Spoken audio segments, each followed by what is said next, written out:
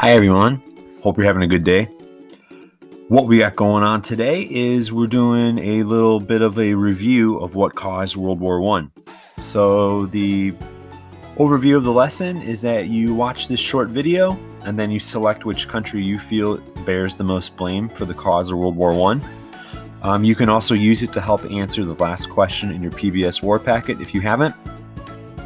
After you submit your answer in this post, please then go hand in your PBS War Packet to Mrs. Lincoln, and then go to the third post, which is a video clip dealing with the German invasion of Belgium. And that's what you'll need to do today. So this should take you pretty much the whole hour. If you got any questions, shoot me an email. And hope you guys have a good day today. So let's get to it. So what really caused this war? Is it this guy's assassination? Is it something more? So we want to look at what happened when he got shot and the aftermath of it. And that gets into detail as to how this war began. So we have Serbia, which might be to blame. Austria, which could also be to blame for this thing. But what about Russia, Germany, France, Britain, all of them? Do they also bear responsibility for the cause of this war? So your goal is to select, after watching this short video, which country you feel bears the most blame. All right, so mind you that nationalism is something that unites you. Like war could be something that unites your country, and nationalism, being loyal to your people, but it could also tear you apart. So nationalism would definitely be a cause of World War I. There are significant people like Bismarck, who created that alliance system and isolated France, the Kaiser, who runs his mouth, building a navy, creeping out his neighbors, the Tsar, who has all these weird domestic problems, and you'll see he's going to defend the Serbs because you defend your own people, Slavic people, which Russians are. Okay, there's Rasputin. I mean, he represents everything that's wrong with Russia. You have people trying to prevent war, but then they get assassinated as well, like Jean Jaurès of France. And then you have someone who's trying to unite different groups together regardless of their nationalities, but then he gets assassinated, and you're seeing his father-in-law hate his uncle is what it should be, not father-in-law. His uncle hates Serbia, and maybe Austria is to blame for this thing, but maybe Serbia is to blame because these assassins are Serbian, and it seems like the Serbian military is behind the assassination plot. So altogether, let's figure out what is it. What's the cause of this thing? Who's to blame? There's a lot of buildup, a lot of problems, right? The British having colonies, other countries feeling the competition and going after resources as well.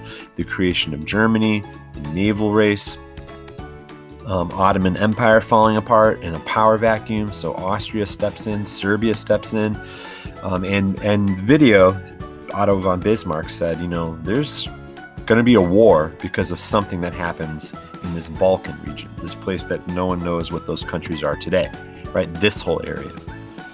So we're seeing that when the Turks lose this area, then it's kind of up for grabs, and nationalism is running rampant. You should be loyal to your people, but what if your people are being controlled by someone else, such as up here in Sarajevo? So we watched in the video yesterday, and we read about how the Archduke got assassinated, but we also found out that even though he's visiting this Serb area inside of Austria-Hungary, he shouldn't have died, right? It kind of seemed like he really went on a bad day. But also, no one really cares that he's dead, right? Literally, no one really cares. So what's the cause of this war if his assassination, people argue, is the cause of World War I? So let's get to it. I just want to remind you that overall course question is what principles are worth fighting for, and in this unit, is global conflict avoidable, or is it necessary? So is this a necessary war? All right, this is a cartoon from a newspaper in Chicago, and it's asking who killed the peace of Europe, and your job is to figure out, is it Germany, is it Austria, is it Serbia, is it France? Who is it? Okay, so what happened? Well, after Ferdinand was killed, we're finding out that Austria believes Serbia is responsible for this thing. And it's your opinion whether you believe Serbia really is responsible, since the military is basically running the Black Hand in Serbia, but also the leader of Serbia did not want them to go off and kill the Archduke. So about a week and some change go by after the assassination, and the leader of Germany is going to give a blank check to Austria-Hungary. And it's not a physical blank check, because if you really got a blank check from me, you could write down whatever amount you wanted on it, and as long as it had my signature on it, you could cash it. But this is basically saying that the Kaiser will give Austria unconditional support, because he believes that Serbia is a part of this thing, and if you want to go after Serbia and like bring the hammer down on them, like, we'll support you, right? He thinks it's going to be something small, not a big deal. But maybe there's more to it. So maybe this is a pretty rash decision by the Kaiser, the leader of Germany. And he's not given full support from his general staff, nor is he giving full information from Austria-Hungary. So he's only given bits of information before he makes this decision. So time goes on. We're finding out almost a month. It's not in the news. Everyone's like, oh, remember that guy who died? And everyone's like, no. And then Austria delivers an ultimatum to Serbia. And an ultimatum is, do this or else. And as they do that, they call up their military. And that's problematic, because when you call up your military at this time, it means you're going to do something. And so what are they going to do? Well, you're going to see that Serbia agrees to pretty much everything in this ultimatum except one point, and that one point would give Austria control over Serbia's police force investigation, which they did not want to have happen, because why would you let another country control your police forces? So they begin to call up their troops. So it looks like something's about to go down between Austria and Serbia over this assassination. So maybe Austria wants to just knock Serbia out, stop their territory expansion. Maybe Serbia wants to knock Austria out because they're sick of Austria telling them what to do.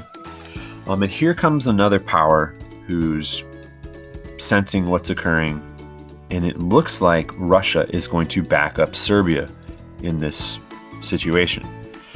So this potentially can get out of hand real quick, because as you recall, there's another country who said that they would defend Austria, and that would be Germany.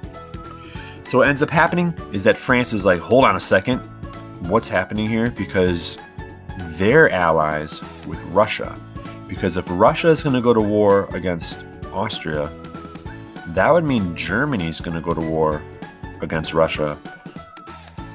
But France is friends with Russia, which means France would go to war with Austria as well as Germany. So this is getting creepy. So we're finding out that Serbia does not agree to all the points, so therefore Austria attacks Serbia. And this is some of the first images, and you can see it's civilians who are dead on the right side of your screen. And in World War I, 1 out of 3 people who die in the war are civilians.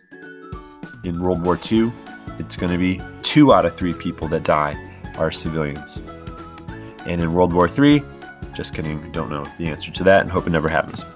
All right, so when Austria attacked Serbia, we got some problems, because immediately you're seeing that the Tsar Nicholas and his cousin, the Kaiser Wilhelm, are going to start sending each other telegrams back and forth, right? So there they are.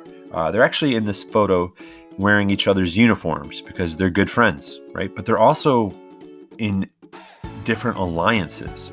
So if you look at this quote from Tsar Nicholas, he says like, hey, in this serious moment, I appeal you to help me. A horrible war has been declared to a weak country. People are really mad, in my country and also by me.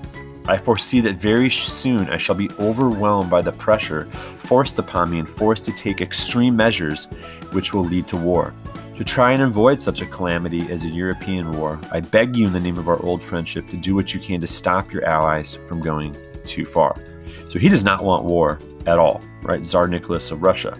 The Kaiser, on the other hand, right, more or less talks about how Serbia for years has been doing this type of stuff, right? And they're responsible for this murder, right? He says, on the other hand, I understand how difficult it is for you and your government to face the drift of your public opinion Therefore, with regard to the hearty and tender friendship which binds us both from long ago with firm ties, I'm exerting my utmost influence to induce the Austrians to deal straightly, to arrive to a satisfactory understanding with you, right? Because you don't want Russia going to war with Austria, right? Because he doesn't want to go to war with Russia. I confidently hope that you will help me in my efforts to smooth over difficulties that may still arise. Your sincere and devoted friend and cousin, Willie.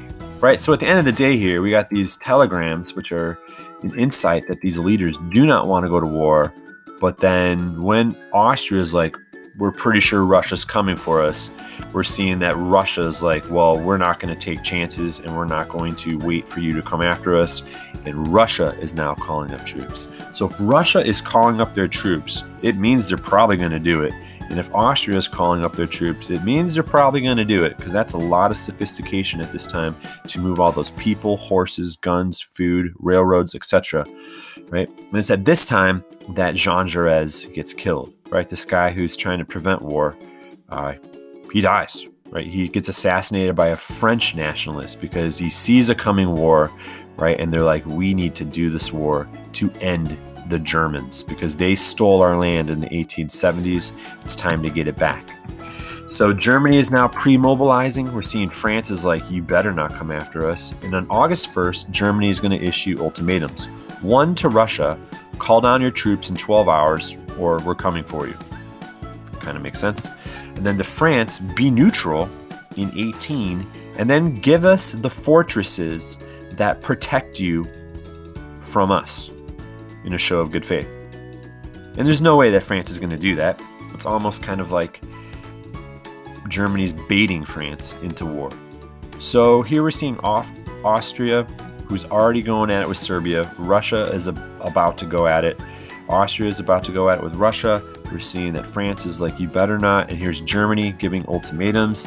And to France, they say, give us things that protect you. And France is not going to do it. So France is ordering troops, railroad lines to get going. Looks like something's about to go down. So on August 1st, Germany authorizes mobilization and they declare war on Russia. So when this happens, the Germans request free passage through Belgium. And you're like, what? So if you know where Europe is, if you look on one of your maps, you can see this, that the Germans are not going to go into France through the front door. They're going to go down the chimney like Santa. They're going to go in from the top. But when you invade a neutral country, that obviously brings them into war, or you have to have permission to go through. And you're going to see that Belgium is not going to give the Germans permission. The Germans also sign a secret alliance with the Ottoman Turks. Italy is like, I'm out of this thing. But they will eventually join the other side, which would be the British alliance, because when the Germans declare war on France and when they invade neutral Belgium, Britain will declare war. And the reason why Britain will declare war is because they protect Belgium. Because right across the water from Belgium is London. And if you take over Belgium, you have a straight shot to the heart of the British Empire. So just like that, we're seeing something that started with maybe Serbia, maybe not, committing this crime. Maybe it was a terror group run by Serbia. Maybe it was a rogue group in the Serbian military who assassinated the future leader to Austria. Austria says, do these things or else. Serbia doesn't do all those things. So therefore, Austria comes after him, right? But Russia is going to back up Serbia in this matter. So maybe it's Russia's fault that this whole thing started, because without Russia getting involved, it's just Austria and Serbia. But let's be real. Maybe it's Germany's fault for creating this alliance to begin with, and this guy running his mouth and freaking everybody out, right? And backing up Austria, because maybe it's Germany's fault because they would give them unconditional support. Maybe it's France's fault for being so angry in the past that Germany took their land.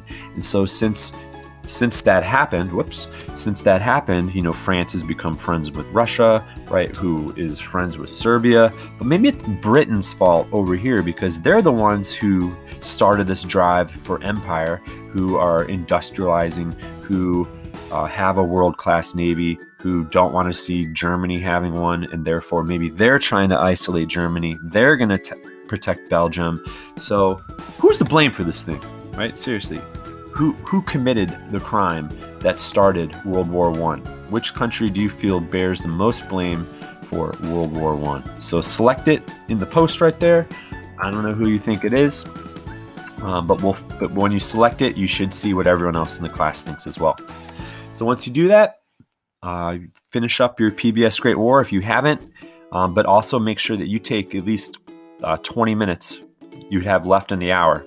Maximum, be done with everything here by 11:50 so that you can finish up your part 3, which is a video clip highlighting the German plan of attack and the initial invasion to start World War I.